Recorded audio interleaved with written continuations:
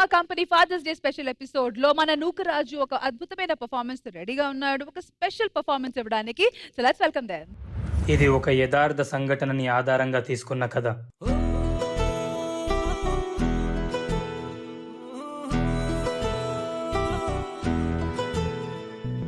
చిన్నోడా, అరే పెద్దోడా, వస్తున్నాం నాన్న. నా బంగారు కొండలు. సిన్నోడా ఓ సిన్నోడా, సిన్న సిన్న మేడ సిత్తరంగ చూపిస్తాది సంబరాల జాడ. ఎగిరి దూకితే అంబరమందదా, ఇంతకు మించిన సంబరం ఉంటదా? ఎన్నడు చూడని ఆనందములోన రెలా రేల రెలా రేల మనసూర కలసేనా. అంతే లేని సంతోషాలు మన సొంతమయ్యేనా.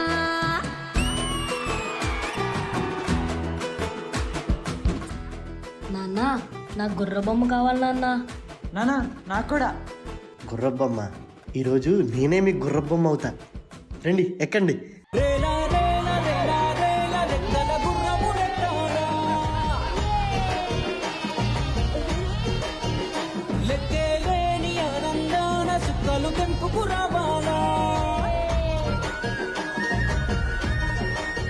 నువ్వు నా హీరో నాన్న. నేను పెద్దయ్యాక నిన్ను చాలా బాగా చూసుకుంటా. ఏయ్, నేను నీకంటే పెద్దోడిరా. నేను నాన్నని రాజులా చూసుకుంటాను రా. ఆగండి రా, మీ ఇద్దరు కలిసి నన్ను చూసుకుంటే నాకు అంతే చాలు. నాన్న బాగా ఆకలిస్తుంది నాన్న. మీరు ఇక్కడే ఉండండి నాన్న, నేను వెళ్ళి ఏదైనా తీసుకొస్తా. అయ్యా, పిల్లలు బాగా ఆకలి అంటున్నారు, తినడానికి ఏమైనా ఉంటే పెట్టండి అయ్యా. సరే ఉండు రామయ్య. ఇదిగో రామయ్య.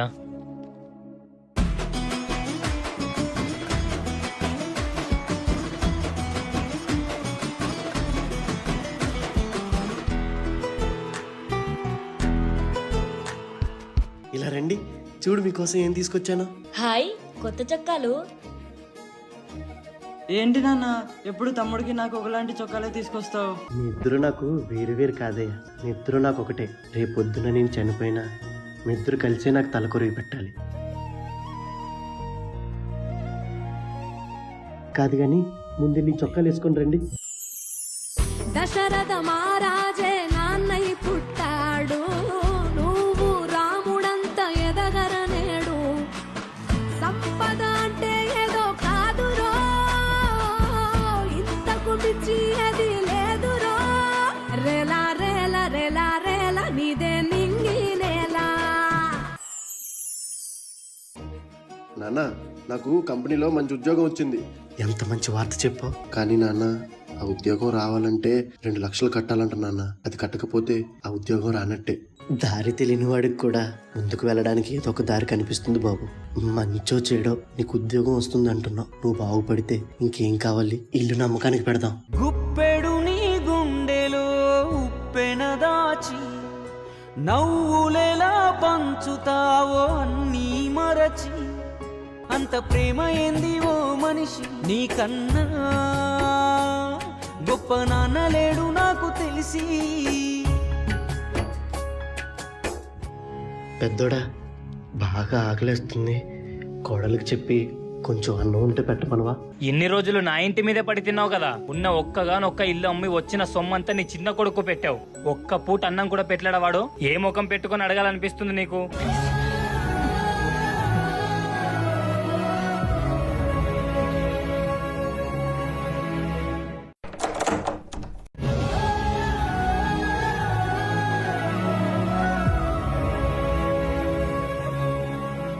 ఒరే ఏంట్రా అక్కడ జనమంతా కలిసి మీటింగ్ పెట్టారేంటి?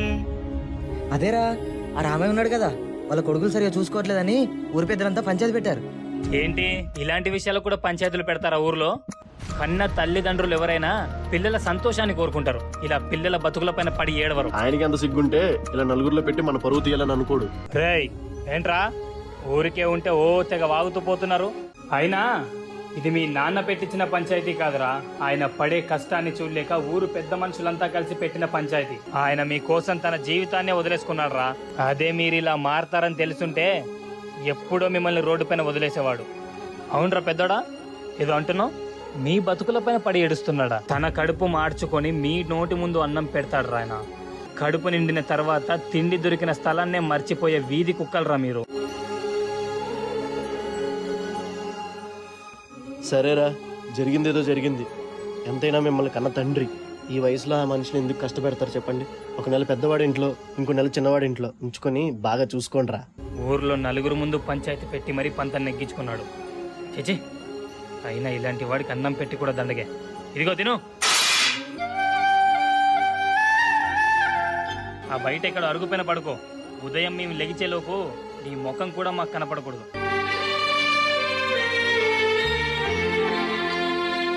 అన్నీ సర్దుకొని చిన్న కొడ దగ్గరికి వెళ్ళిపో.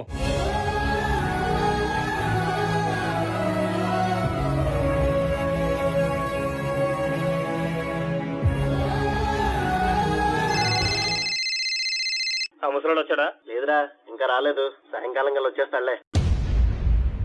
ముసలివాణ్ణి అయితే భూమికే భారం అవుతానేమో అనుకున్నాను, కానీ కన్న కొడుకులకు కూడా గుండె భారం మిగిల్చింది. ఏ జీవితం నాది, కొడుకులకు కూడా బరువయ్యాను.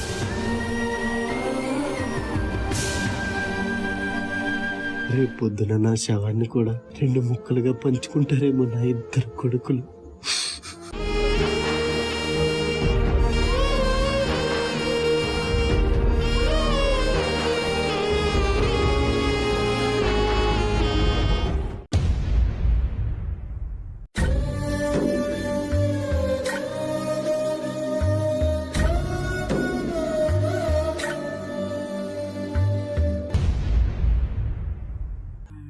నా కొడుకులిద్దరూ నాకు తల కొరువు పెట్టాలనుకున్నాను. ఇలా నా జిద్దుకి నేను కొరువు పెట్టుకుంటానని ఎప్పుడూ అనుకోలేదు.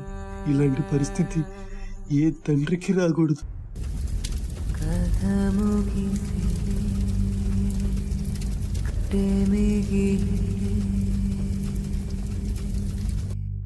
బాబు మీరొచ్చారండి బాబు. చూడ్డానికి ఇంకేం మిగిలిందయ్యా?